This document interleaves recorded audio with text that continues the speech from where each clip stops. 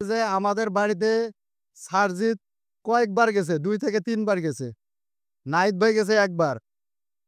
ওরা কিছু তো দেওয়া থাকলো দূরের কথা, আমরা ফোন দিলে ফোনও রিসিভ করে না।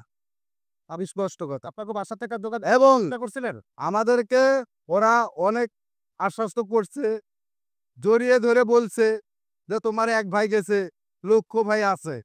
কিন্তু আজকে দেখি লক্ষ্য ভাই কে অর্ধেক ভাইও নাই। সরকারি দল থেকে বর্তমান প্রধান উপদেষ্টা যে ডক্টর মোহাম্মদ ইউনূস, উনি আমাদের বাড়িতে গেছে। আমাদের সবাইকে নিয়ে বসছে। ভাই, বোন, মা, বাবা, চাচা সবাইকে নিয়ে বসছে। বসে সবার সাথে শুধু কুশল বিনিময় করছে, কথাবার্তা বলছে।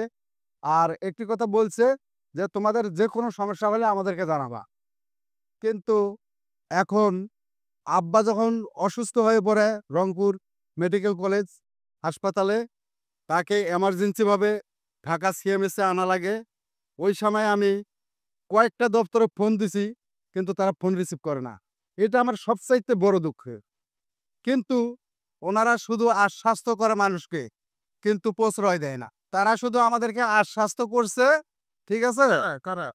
বৈষম্য বিরোধীর যে ছাত্র আন্দোলনের নেতৃত্ব যারা দিচ্ছে, তারা শুধু আমাদেরকে আশ্বাস্তই করে গেছে।